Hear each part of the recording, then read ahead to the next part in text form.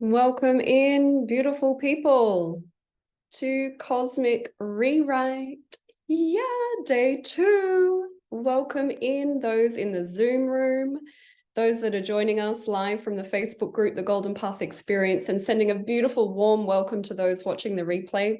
My name is Myra Medhurst, and it is an absolute pleasure that you've decided to join us this evening for day 2 of the Cosmic Rewrite. I have so many exciting things planned across this week, and I'm starting to get really excited. We started yesterday with a winner of the competition, Emma. She won $888 of Golden Path money to spend on the coaching and mentorship programs inside this beautiful, beautiful experience. And yesterday, to kind of set the scene, we unpacked the head hypnosis and the heart. And so if you haven't watched day 1 yet, you can go back and watch the replay on the YouTube channel or in the guide section to the Facebook group. Day 1 was a big day because we were really setting the scene. It's like I have to kind of set this vast landscape, and it is such a pre-frame. So a lot of time was spent. If you can go back and kind of go through the workbook, that would be really beneficial. But today we're kind of moving the pace and coming across more into unpacking and kind of massaging out what this head hypnosis really is and some of the sneaky tricks that it does to us to keep us looped on particular scripts and storylines. And part of my work is I serve groups of people, one-on-one clients for over a decade in all different industries. And by month 3, so my minimum commitment with a client is 6 months, I won't work any less than that because I know the terrain that we have to cover. And when we get to around month 3, they don't like me very much. I get a lot of pushback. That's when I start getting the call or the messages where they're not continuing. This has come up. This is manifested in their life. Shit's hit the fan and everything's not working. I'm like, yes, be patient with me.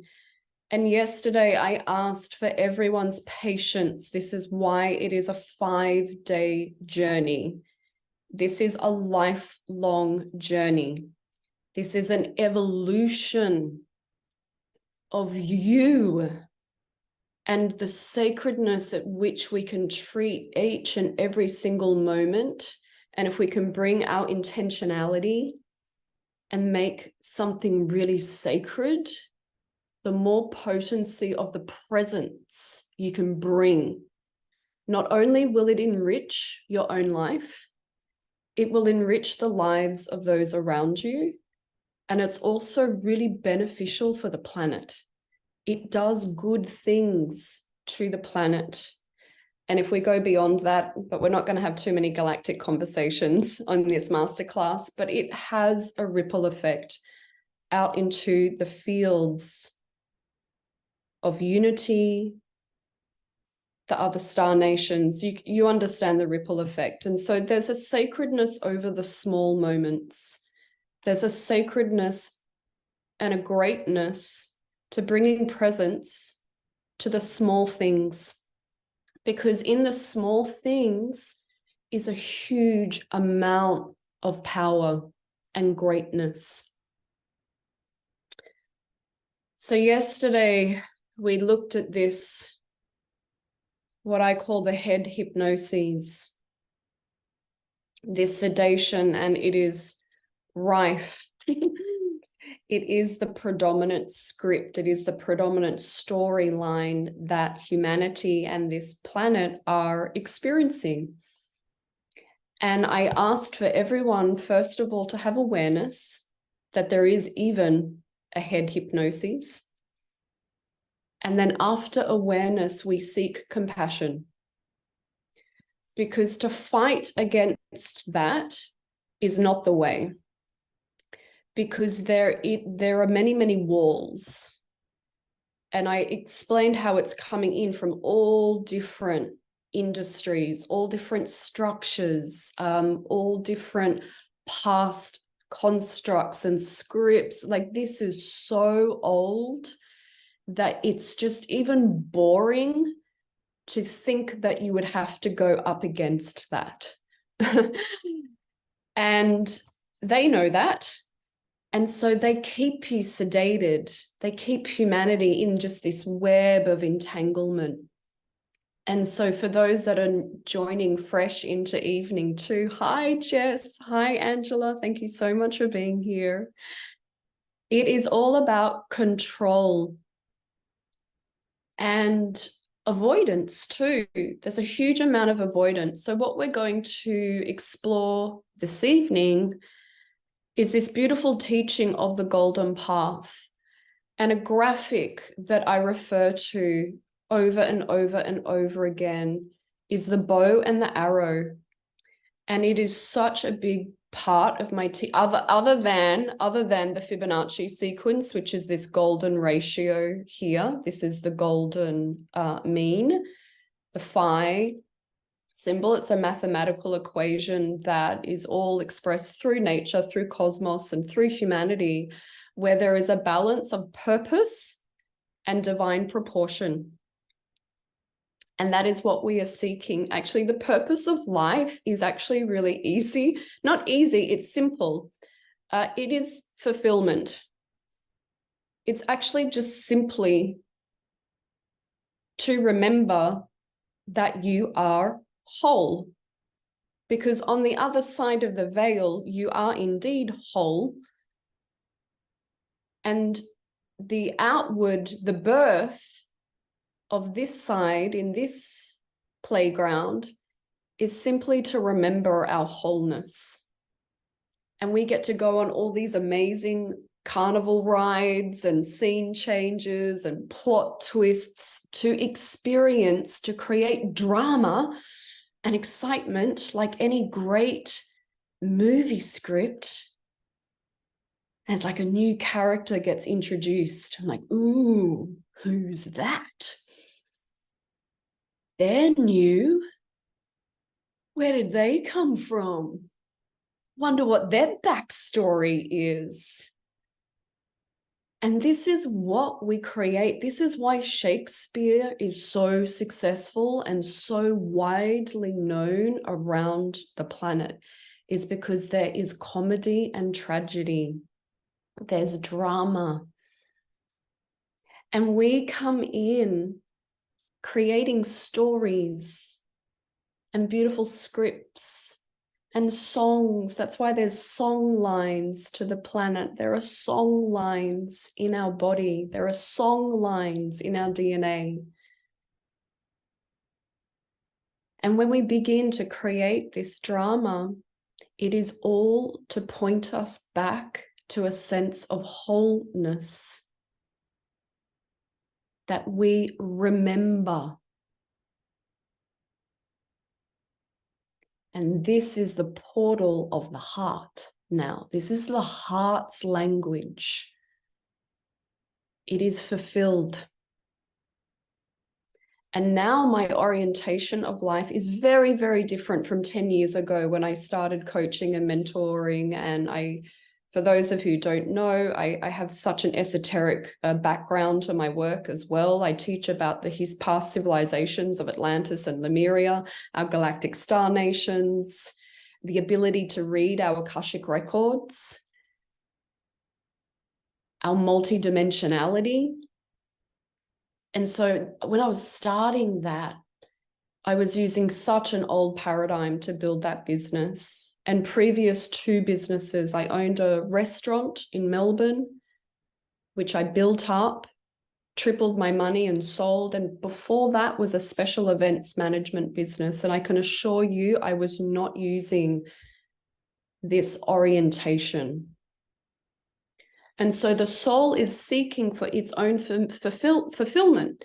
And it wants as many of those experiences stacked up against one another, just simply to have high quality experiences of fulfillment. So it is constantly reminded and remembering. And I shared yesterday, remembering is when we bring the broken or the dismembered parts and limbs or the fragmented parts of ourselves back to wholeness.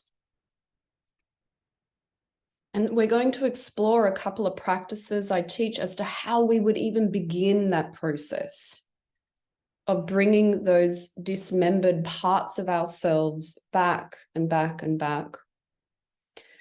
And so the more we drop into this heart portal, and then in the advanced teachings later in the week, we'll go into the portal of the DNA. But I'm first starting with the heart because we all need to be reminded of this and have compassion when we slip up and the pendulum swings back into the head hypnosis.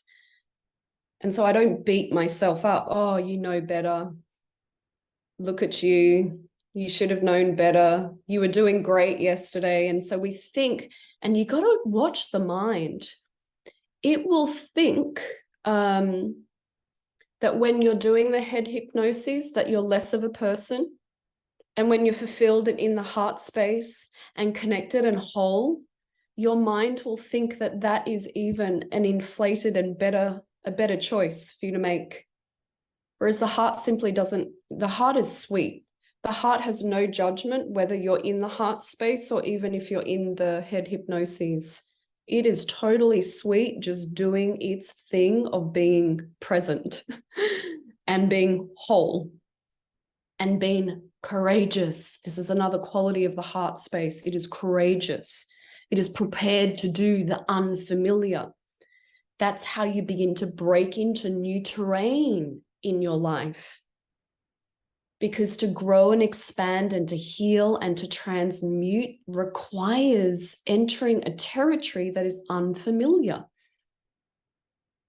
The heart is prepared to take on that quest. The mind will not like you. The mind wants to do the familiar, the thing that we did before. It worked that time. That's what my coach said. That's what the industry is doing. That's what the education system does. That worked, so I'm going to do it again. You cannot write a new script if you're not prepared to be courageous and travel across a landscape that is unfamiliar. Hi, Emma. Welcome in. Thank you, everyone else, for joining. Hello, hello. So what is this heart space? We use the word love. What even is that? Because the mind has made up a really distorted relationship of how it perceives love to be. So the mind will say and believe it is an emotional state. The mind will say that love requires a relational, I need to relate to another, or a pet, or an animal, or nature, or the beauty of a sunset, or my partner, or my children. The mind does this. Love is the unified field. It's a vibrational existence that cannot be created and it cannot be destroyed. It is the very tapestry and fabric of this whole reality and all universes and all multiverses. Love can also be viewed as the synthesis of the moments we belittle ourselves, we put ourselves down, we depreciate ourselves. And then the other side is like when we elate ourselves. I'm top shit. I'm really cool. That was an awesome moment. Look how good I am. This is the inflated. This is the deflated down here. Love is the synthesis of these two. Because when they come like this and they come into wholeness. And so love is the synthesis of these deflated and inflated, these polarities here. That is actually love when it comes into completion, remembrance, and wholeness. So here's a beautiful quote. In the presence of my spirit, referring to the divine, there is but one law, and that law is the law of love. Love all, love what is, love yourself as you are, and even love me as I express through you. This is referring to divinity channeling through the human being. No matter how diverse expressions appear to be, realize that they are all differentiations of your own essence in various contexts. Love them all. See the unity of life. That is taken from the Starseed Transmissions. Highly recommend everyone to read that book. It's beautifully channeled. And I honestly believe this is why Shakespeare is able to carry on through the ages, through eons of time, because Shakespeare was able to take the deflated, the low of life, the base characters of the human condition, and he was able to take the joy, the ecstasy, the comedy, the love, and he was able to present it in a way where he could synthesize those polarities, and what was left was only love. And the human, the actor, the one in the audience, the one that would read those plays, you can feel it. That's how it has been. It's eternal. It's able to work in the timeless dimension and still be so relevant today because of the ability to do this real beautiful alchemical process. And when I teach a lot about alchemy. Absolutely love it. I have two very, very true druids in my networks that are very dear to my heart. It's also the work that I do with the liquid crystals and the soul's highest mission readings. You cannot have a soul's highest mission without the shadow being present. It's just the way it is. And in the alchemical, the early scientists, they were the early, magicians, really, the early druids. They were able to take the lead, the dross, the gross density of life, and they were able to transmute it into gold, into the vein of gold. And everyone has the ability to transmute that through alchemical processes. This is what is also called the hero's journey. It's like when you slay the dragon that is facing off with your shadow. This is also known the Philosopher's Stone. And it is also how I teach your wound becomes your greatest wealth. And we're going to explore that this evening. How possibly could it be that the wound of humanity, the wound of the individual, can become your greatest pathway to wealth, to fulfillment, to impact, to divine service? It's like it's the grandest cosmic joke. It's like, how could you do that to us? But it is brilliant. It is brilliant. Because of any Shakespearean kind of good, it's like you cheer the underdog. There's something in us that is wired to conquer that. Because we must realize our potential. And the only way you would ever go on the quest to realize your potential the fullness of your expression, is if someone put a damn big block in the way of that. And so begins the setting of the scene.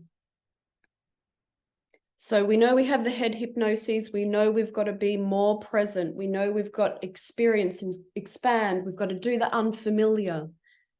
The heart will want to integrate us always into alignment. It always wants to bring us into that synthesis of the deflation with the inflation. It's always seeking to do that. And yesterday's practice is that triple heart connection. It's like, vroom, bring me in there, bring me into that alignment. And have awareness and compassion anytime we slip out of that. So let's go deeper into this head hypnosis and the tricks and the stories that it plays on us. I am going to share my screen. Da, da, da, da, da.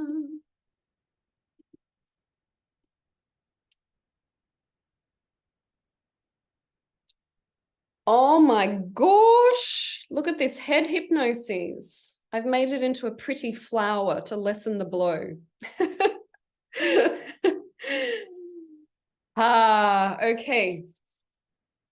Remember, awareness and compassion. We're all going to do this. It is inevitable. We are going to slip up. We bring compassion to this teaching and the sacredness of actually holding space around our wound. We have addictions. This one, going into the scrolling hole. I now keep this on flight mode, and it has its own little pouch that it is zipped up in and actually put away. Some people don't like it, but I'm finding more presence. I'm finding more fulfillment. I'm finding more spaciousness. And when I have more spaciousness creates more spaciousness. And in the power of my presence, I am dialed into the control panel of changing the scripts in my reality. And you just got to give it a go long enough to see the feedback, and your mind will be so convinced that it will be like, it will want to then play more tricks on you.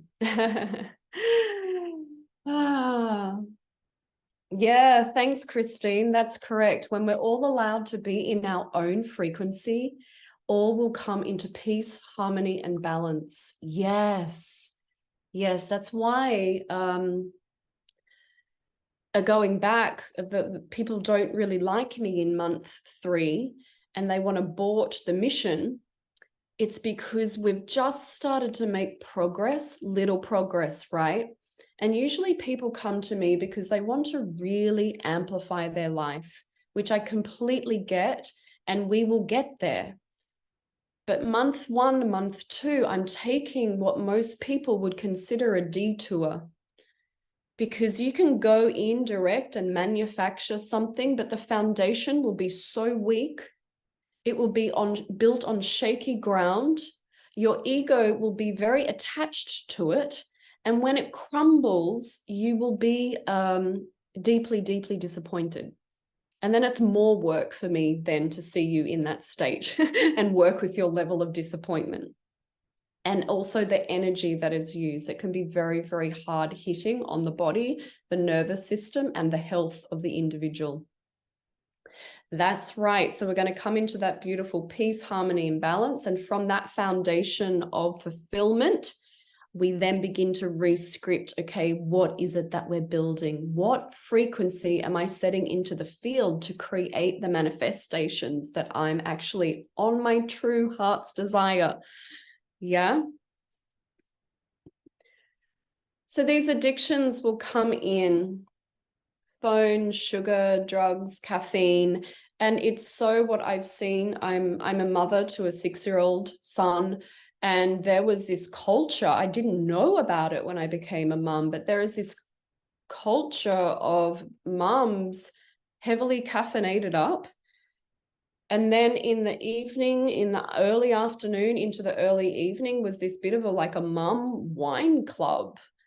And I was like, this is not cool. This is not going in a great trajectory. And it is simply just to numb and sedate because we're getting neglected. It's just simply neglected, and we're not able to hold the presence over this head sedation. And what rises then is a lot of the inner child wounding. So the patterns come in. We've all got patterns that we are just individually, they're the nuances of your soul that someone can jump easily into blame. Someone is really good at procrastinating. We've got the CEO that comes in that judges, you should have done this, I should have been better, you all should have done it this way, I told you so. So these are just pain and trauma responses that are just hardwired. So they're the most familiar for you that you're going to do. We've all got them. You're not special that you've got them, and you're not special if you don't have them. The heart is in complete presence. It has no judgment over being in the sedation, the head control, or being in the presence of the heart. And then we've got these thing called stories. I hear a lot, a lot of stories when you're a coach and a mentor. So I spend a lot of the time of my work holding space for the stories, the addictions, and the patterns. Because that is the thing, when I take a client into the heart portal, this is the thing that's going to rear its head, and it's going to come at me, and it comes quite intensely at me around month 3. Stories, the addictions, fight, flight, freeze, and fawn. I don't feel like it. I'm not going to start my business until I have enough money. That's just not for me. I'll take care of after everyone else's business and make sure that everyone else is right first, and then I will take care of my own needs. These are just all different stories. Now, if this head control stays set and it gets quite a lengthy time, things begin to increase. So we've got the sap down there, which is the beginning of that head control. But if we hang out in here for long, prolonged time, we're then going to come across into the CAP, which is circumstances. Now, it's always that thing. It was the economy. It's just the circumstances begin to really, it's like the car broke down. It was the hip replacement. It was these things just begin to increase, and the volume gets turned up a bit louder on people's circumstances. And then there's ailments. It's simply because the physical body cannot hang out in this for so long. And so the disease will begin to have manifest form and begin to have ailments in the body. So it's another way of just checking in, going, shit, I've been in head control just a little bit too long, when the body starts giving you those pieces of feedback.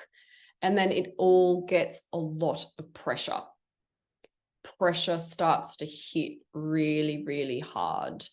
And I honestly believe huge portion of humanity are in the cap now.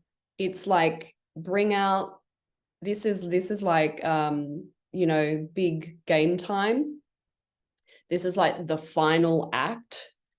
And it's, if you watch, again, like final dramatic scenes of a Shakespeare play, it's like the villain comes out.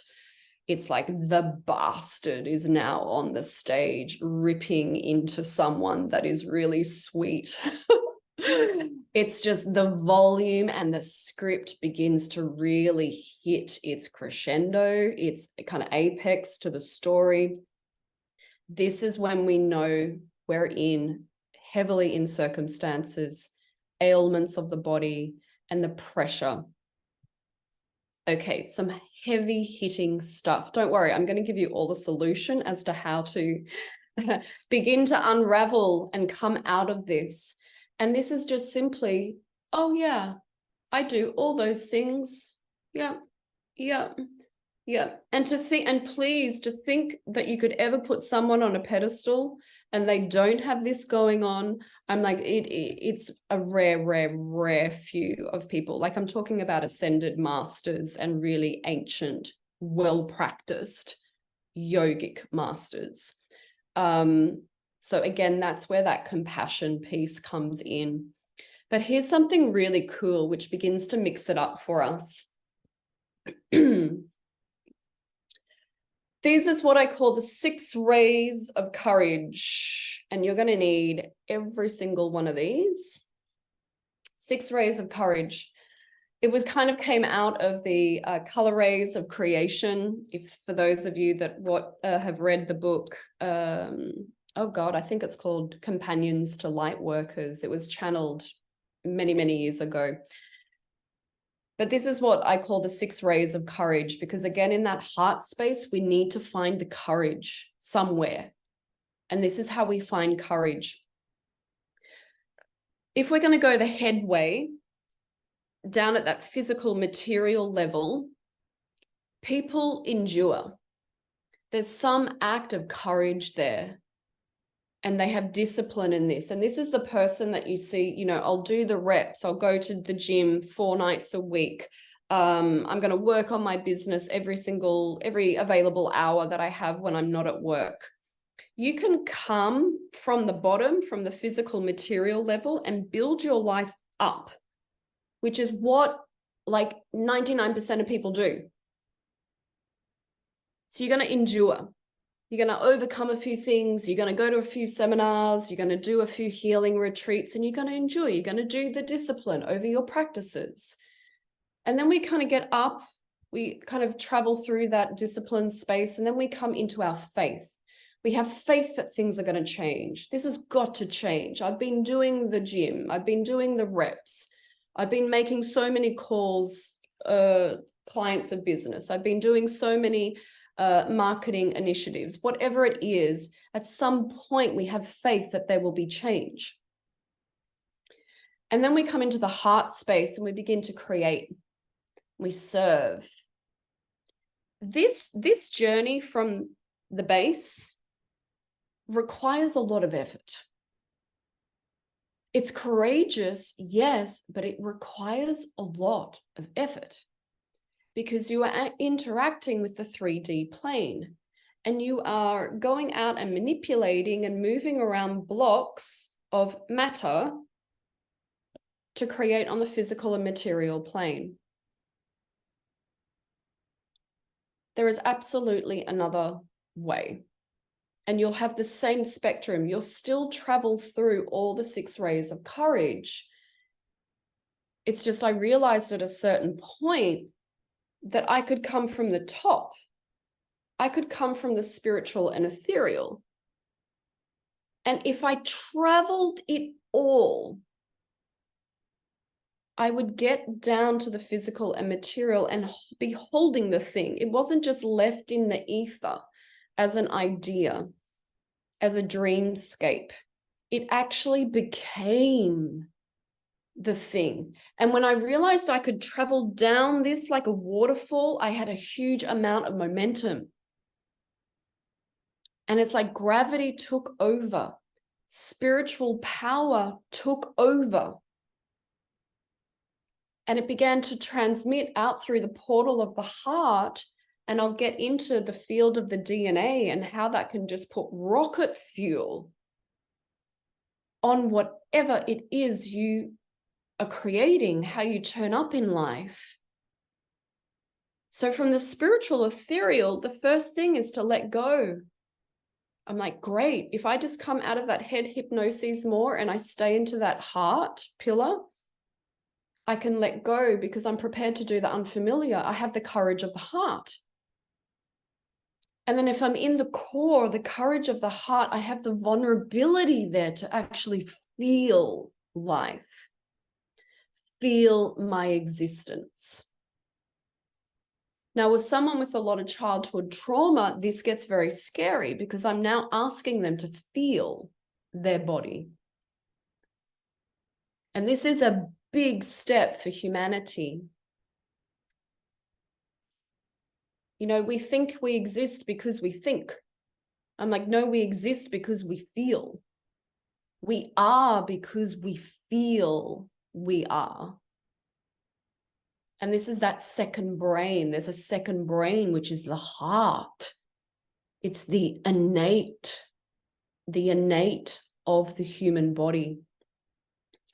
And then if we can travel down this, we're now not concerned about what other people think of us because we've let go. We can begin to express our authenticity through the throat chakra. And this is exactly the bandwidth humanity is in right now. Right now. The turn of the cosmic pages from the age of Pisces to the age of Aquarius, we are turning a new chapter. This is the perfect opportunity to rewrite scripts because we're starting afresh in a whole new scene change. There are new perspectives. There are new recalibrations happening through the cellular structure of humanity. There are new ways of perceiving the thinking processes. And this turning it to the age of Aquarius in the fifth dimension, unity consciousness is speaking to the fifth chakra in the body, which is the throat chakra.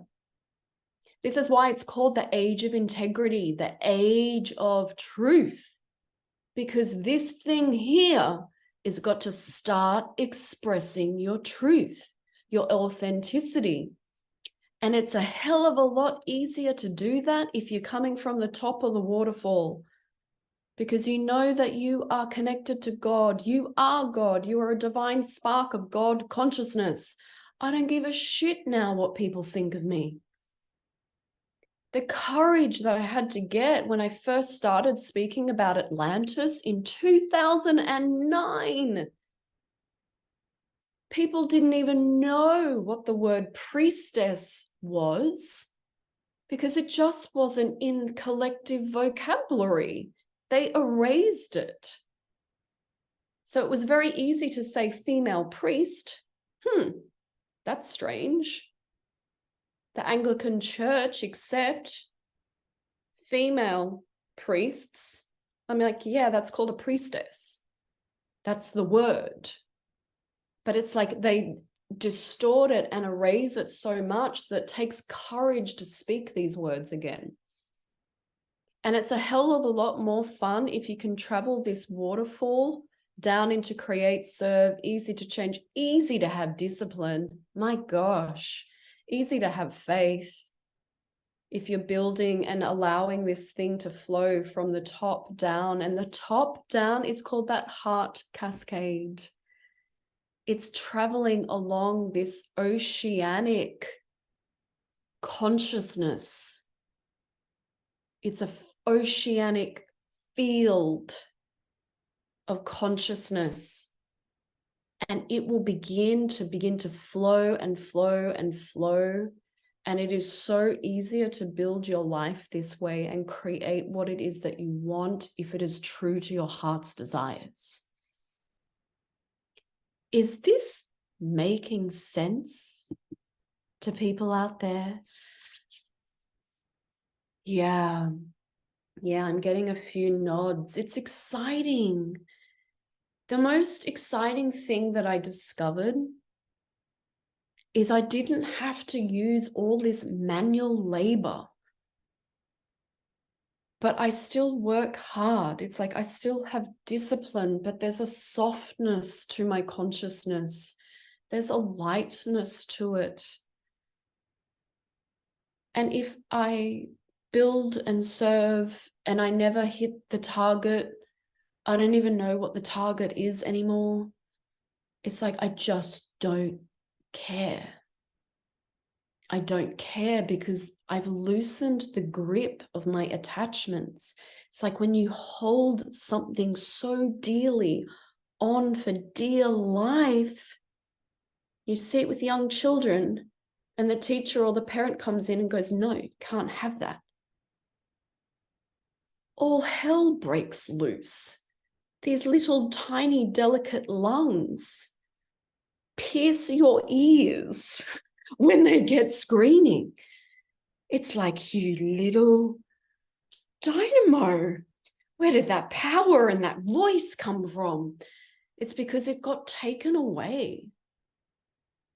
And so much of humanity and these old constructs of the third density is built on this attachment. It's like, let the thing fall. Don't be attached to it.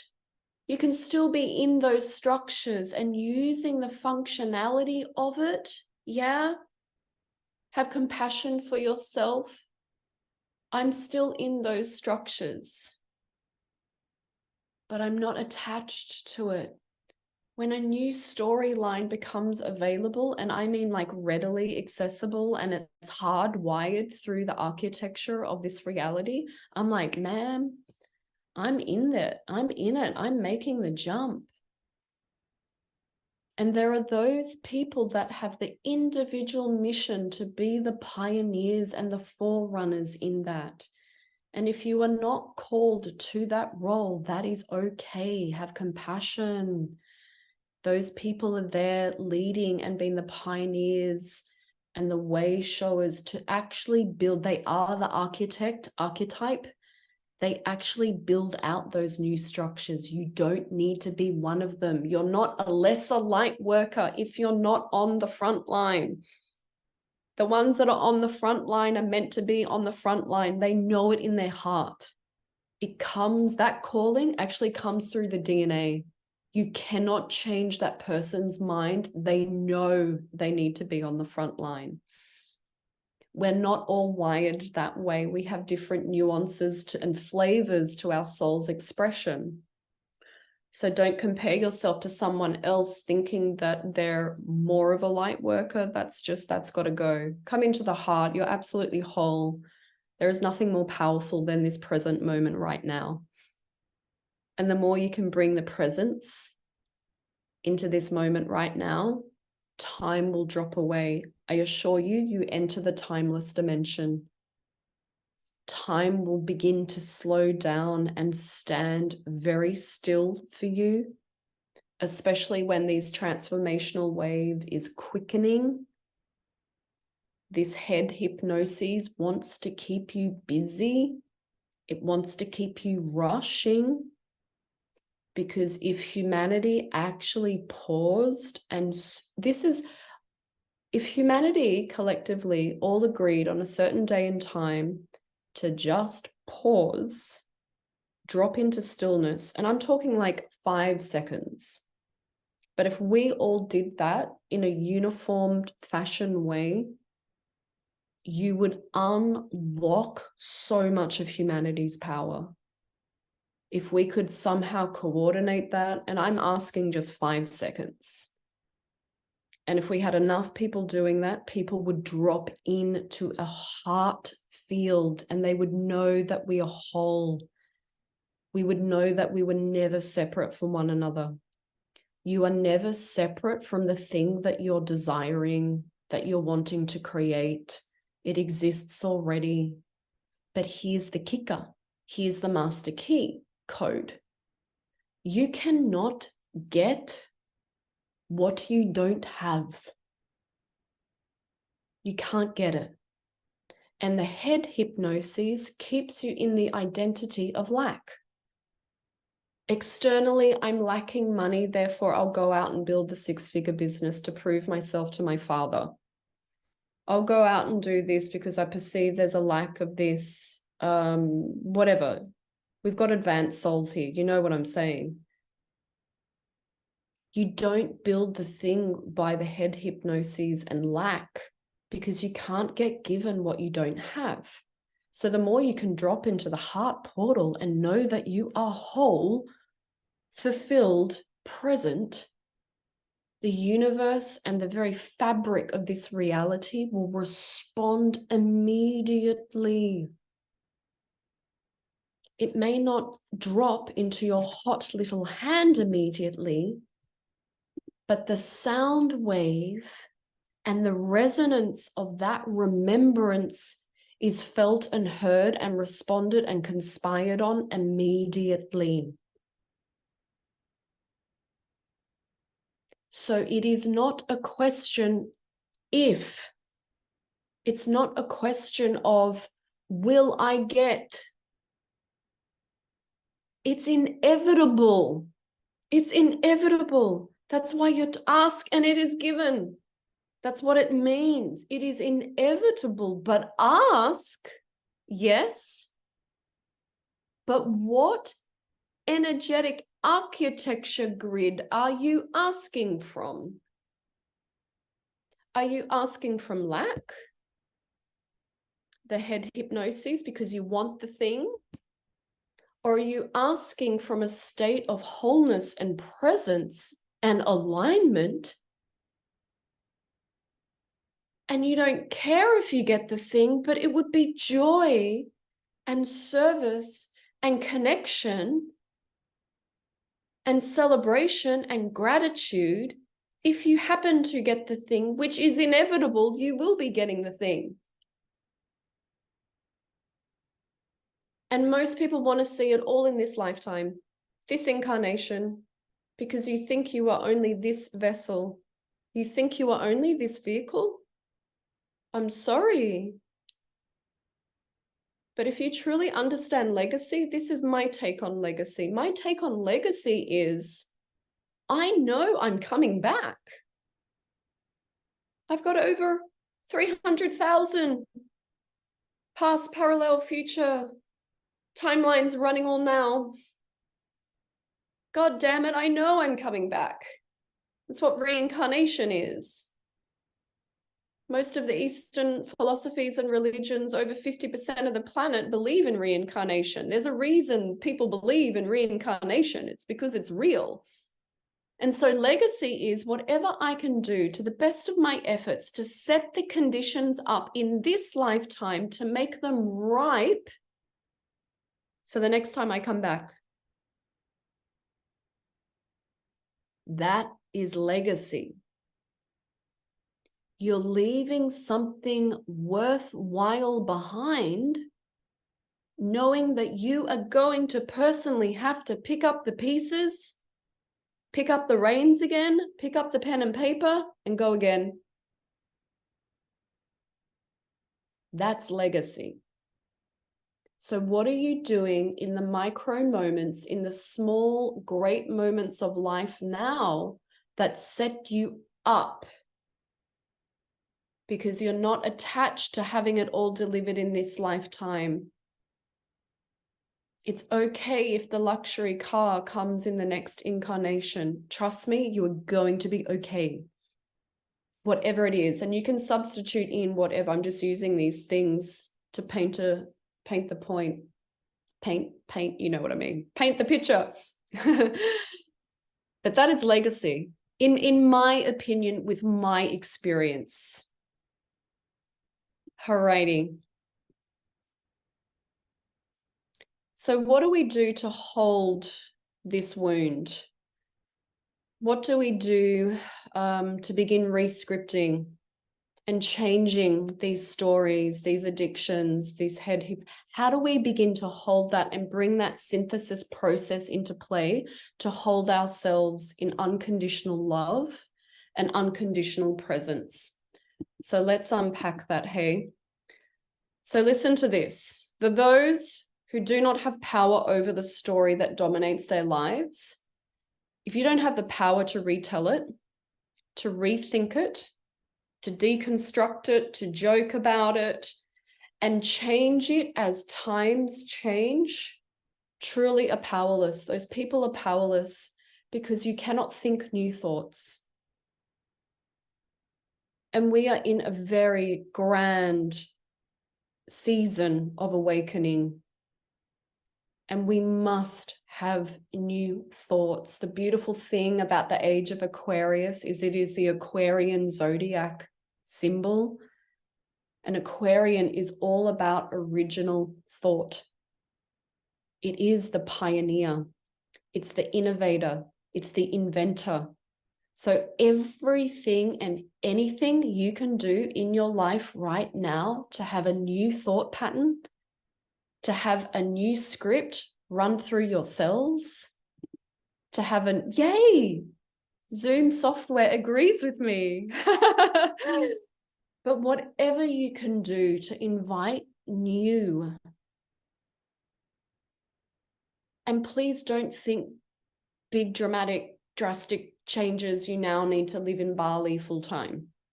But if that is your true heart's desire, please go for it. But this is the subtle realm. These are the little magical moments of when, I held myself in presence a little bit longer today. Oh, that was new. I didn't get triggered with that thing. I actually had more patience. Oh, wow, that was new. I was able to forgive that person in less time. Before, it would have taken me 3 years. Now it was like down to 3 months. That's a massive win. That's new. That's progress. So the power is into re-script, retell, joke about it. That's why we have compassion. So let me share this beautiful practice. And this is the exercise for day 2. This is called the inner child meditation. And I have, in my work, because I work from such a different field, I work very much through DNA and the quantum field now. And it's certainly not where I started. I absolutely busted my guts on the restaurant business. It was soul destroying. I had no sleep. I was caffeinated up. We were open 7 days a week. I also got married the same year that I opened the business.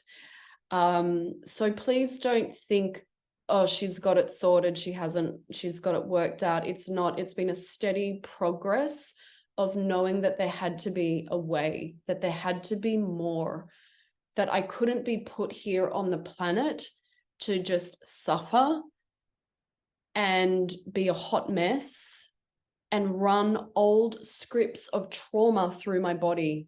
I just wasn't going to settle for that. And it was through that wound from my childhood and many other, they don't stop there, but through that deep core wounding as a 6-year-old, that is the fertilizer. And that sparks the quest. There had to be a new way. There had to be a new way to script my life. I'm so over and bored hearing the same stories in my head, doing the same patterns. Like I cringe at myself and I'm like, oh my God, you're doing that thing again. Like you were doing that when you were 12, Myra. And so this is where the work has continued to lead me and to lead me. And I must say, I can't wait to begin sharing about the DNA. That's tomorrow and the remaining days in the masterclass. But the DNA, when I began inquiring and talking to my cellular structure and beginning to re-script the DNA, things began to rapidly expand in such a wholesome way, though. It didn't frazzle my nervous system. So this is a whole new way. And the reason I'm sharing this is because what I've been able to build now is I have clients. I have a very small tribe. I have such a small following. It's ridiculous how small my Facebook group is. And like my email list is very small. But the results of what I'm able to create, people can't get it because they're like, that doesn't equate to that. And I'm like, well, no, it doesn't equate to that if you're looking at it from the head hypnosis and the third density. If you come up a level and follow that waterfall down, that heart cascade, there are very different opportunities and energetic scripts that begin to get attracted to you. And so I have clients who are Hay House published authors and heads of Fortune 500 companies in the States, because they're like, darn, girl, like they know something's up. They know something's different. And when you've got big projects on your plate and you've got a big visibility and you've got widespread and you're in a lot of different pies, you got to know how to navigate and guide energy. And you've got to see the pitfalls and the blind spots. And so they're freaking out because they've built the whole thing on head hypnosis. And they're like, we're not going to make it over the transition. And I'm like, you're not. You're absolutely right. Because the energetic architecture sitting here does not support the head hypnosis. And I've got these very, very high, well-known, successful people. You know what I do with them? And the third month, they freaking hate me. This isn't going anywhere. You know, the results aren't fast enough because they're used to operating at that accelerated pace through forcing it out of their adrenal glands and their nervous system. And they take shortcuts, which is so uncool. That stuff comes undone as soon as this architecture here in that age of Aquarian really begins to galvanize and solidify. You can't take shortcuts on this thing. It's like we're moving into the age of truth. It's like people are going to call you out. It doesn't even have to be me. It's like the person walking down the street getting their shopping is going to start calling people out. Hey, you're out of integrity. Don't do that. Pick up your litter, please, or whatever. But in month 3, I've got these high-end people and I'm like, okay, it's time to do your inner child work now. And that's what I'm going to take you on. I'm going to take you on a journey of understanding this because we need to bring this, the moments and the parts of ourselves that we feel that don't belong in the script. These are the parts that are fragmented. These are the dismembered parts of ourselves. And we actually just need to hold this. And it's not a big, overwhelming process. It's simply just inviting and holding the space and presence for what the young girl or the young boy actually just needs to say and to feel. Because most people, if you're in the head hypnosis, you're actually scripting your reality from the unmet needs of the inner child. And that will take you so far, and then you'll be really unhappy, really disappointed, wondering how come you're deeply unfulfilled. And so let's go into a place of actually being able to hold this inner child. Because what we're actually going to give her is just unconditional presence and unconditional love. And we're not going to judge her. We're just going to hold her or him in wholeness. So let me share my screen again. Where is it?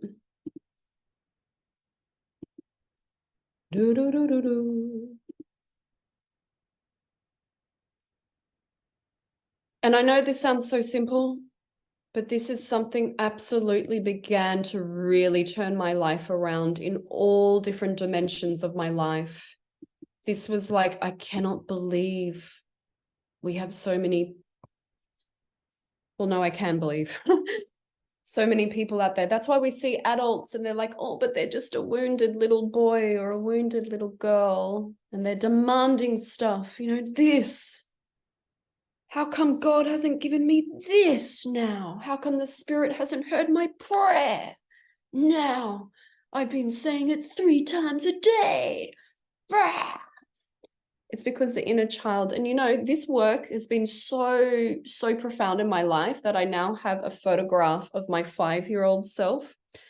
So my earliest, most significant traumatic experience was the age of 6. So I found a photo of prior to that at the age of 5, and I have that up on my bedside table. And if this is a measuring, a metric, if I've had a successful day or not. But if I can wake up and if I can go to bed at night and look at that photograph of my 5-year-old self and go, yeah, we did well. You're happy today, aren't you? Are you fulfilled? And it's like, if I check in with my 5-year-old self and my 5-year-old self had fun and feels whole and aligned, I know I've aced it as an adult and I'm actually parenting her properly. So an inner child meditation. Let's all sit up or lay down with a straight spine. And gently close down the eyes. And take 3 big belly breaths and just center yourself. Let out an audible sigh and just kind of let gravity take over and just get heavier. Just get heavier. Let it go. Let it go. Just even forget about all the teachings and the screen. Forget about Zoom. Just let it go. Let the masterclass go.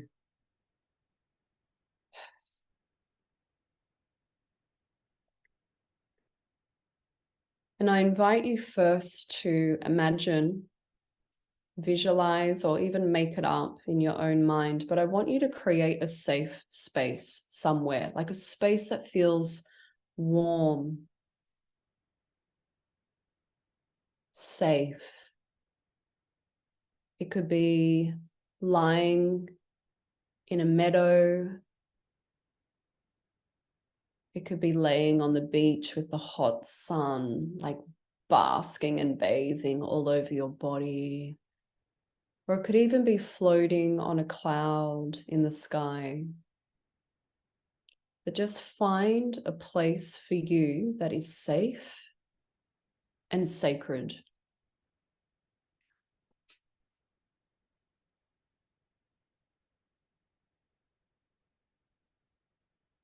And in a moment, I'm going to invite your younger self into that same sacred space. You could be 5, you could be 6, you could be 7.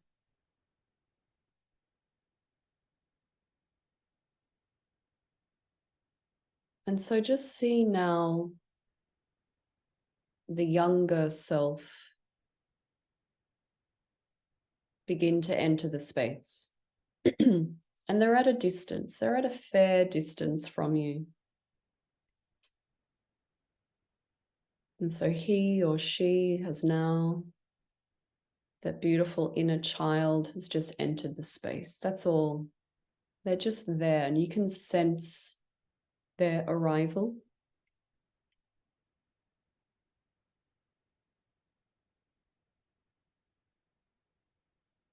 And just send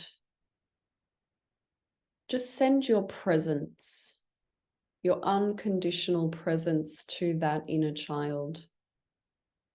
And just keep it really simple. Like you're not trying to heal, you're not trying to fix or change the inner child. You are simply just sending unconditional presence. And so just allow that to occur.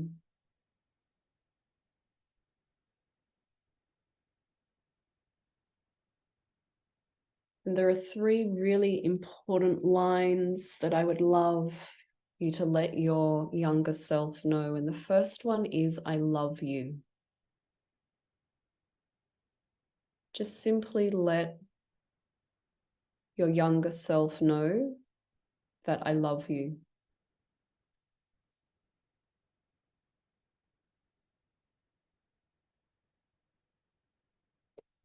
And then I really want you to reaffirm to the child the second line, which is, you are safe.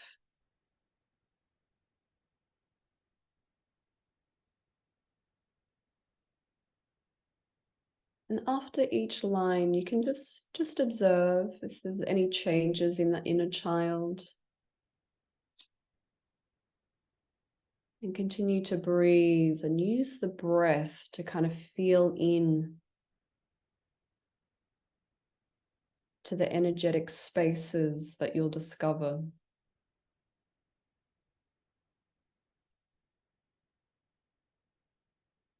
And then let your child know you're welcome as you are.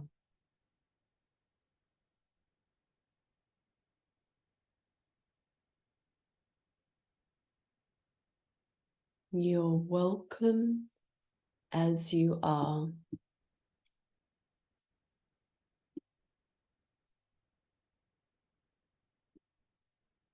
And just breathe. I love you. You are safe. You're welcome as you are.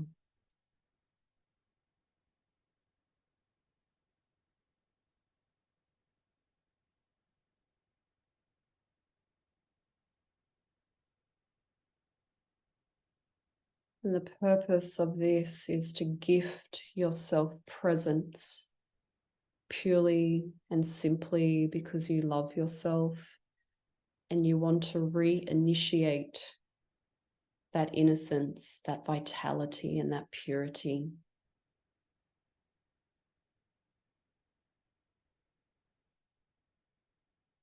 And there's a little hand movement that we're going to do to anchor this practice even deeper. So you can just crack open your eyes if they are closed.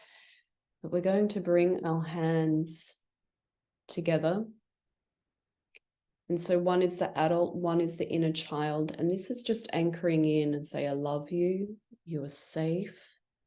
You are welcome as you are. And this just begins to really galvanize and anchor into the body, into the cellular structure of whenever we do this and we bring our hands together, the inner child is noticed, is heard. And will galvanize this bond even deeper and deeper. Because when the inner child feels loved, feels safe, and when the inner child is actually welcomed as he or she is, and so if she needs to cry, grieve, rage, if she needs quiet time, it is simply welcome. All of it is welcome, and there is no judgment. There is simply just presence to hold that.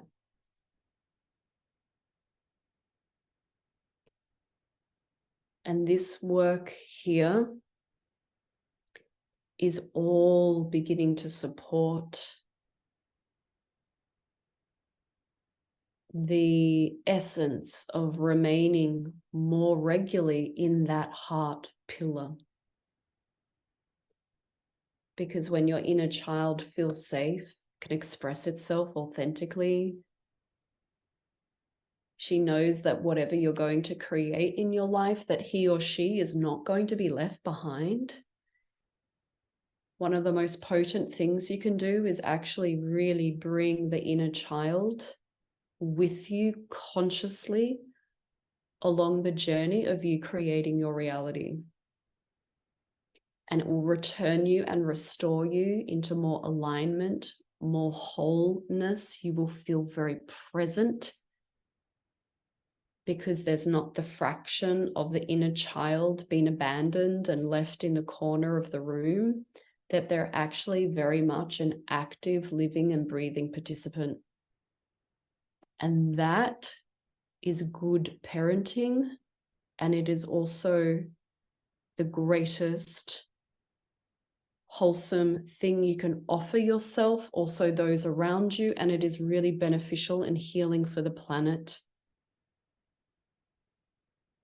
And it is an absolute accelerant on the manifestation process.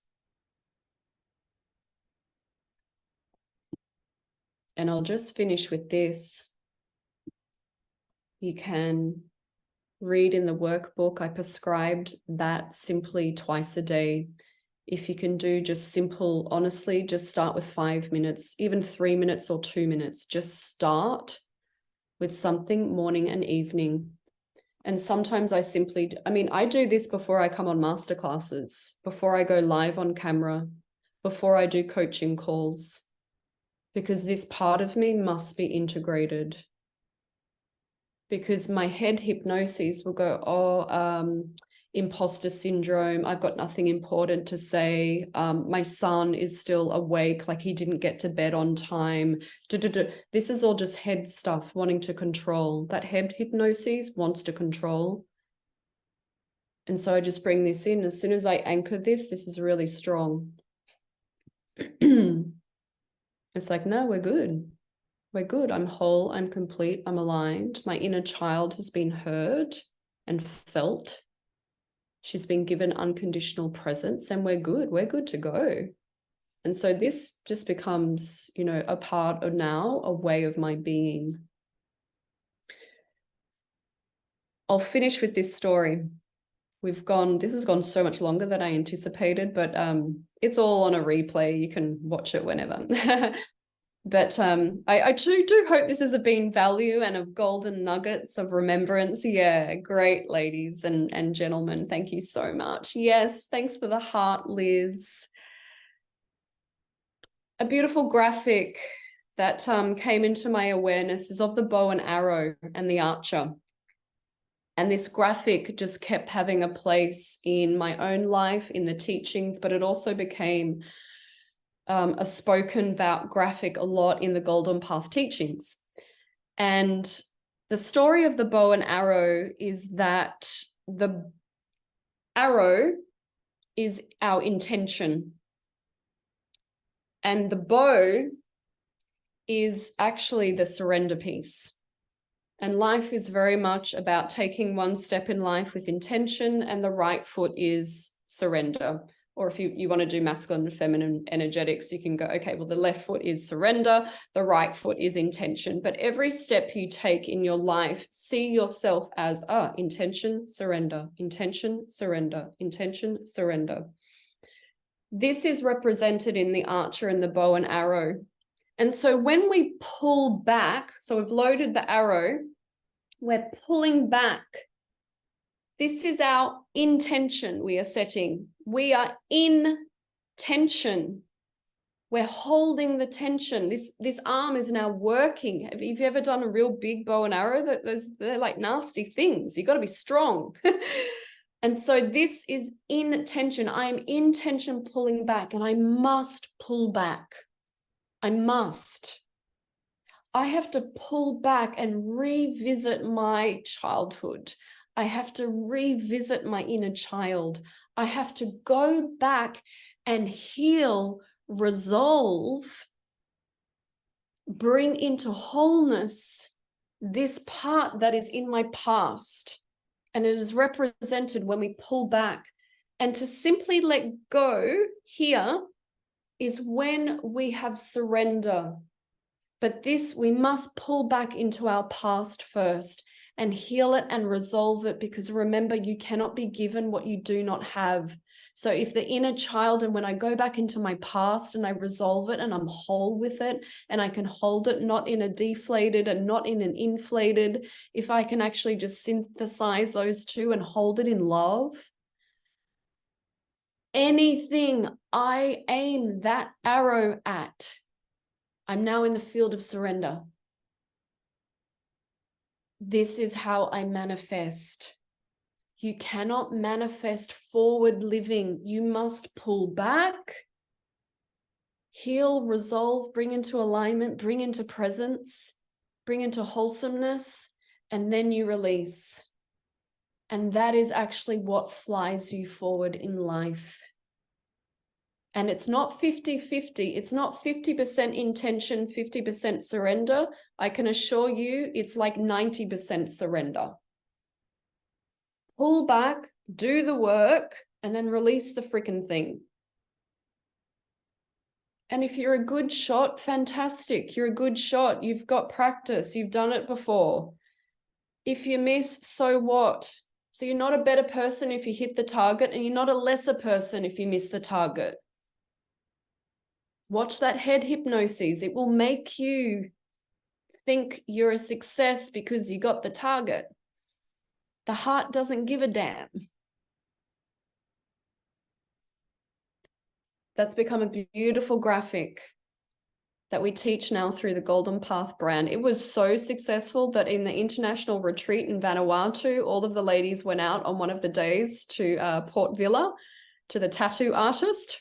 And they all came back with a tattoo of a bow and an arrow. I'm like, whoa, okay. This level kind of went up a notch. Wasn't expecting that, ladies. Thank you so much for your presence and your divinity. Thank you for joining me on day 2 of this masterclass. Yes, Jess, thank you so much. It is a beautiful energy. Thank you for co-creating this with me. Thank you for those that have joined in the Zoom room and those watching the replay. I send you so much of your presence back to you, and fulfillment is now. There's no better and bigger moment in the future. This moment right now that I'm having with you is it. It is the most important piece, is this moment. I love you all so much, and I cannot wait to see you. Please join us again for day 3. We're not even halfway. Day 3 of the masterclass is tomorrow, Wednesday, the 15th of May, 7:30 p.m. Australian Eastern Standard Time. If you've got any benefit and value out of this masterclass, please share it with other men and women.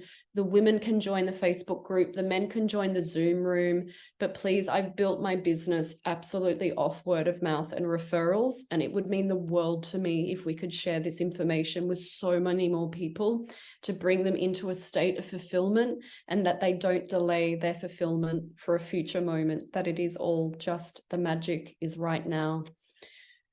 I love you. You are powerful. You matter to me, and you're awesome. And we'll see you tomorrow evening for day 3. Thanks, everyone.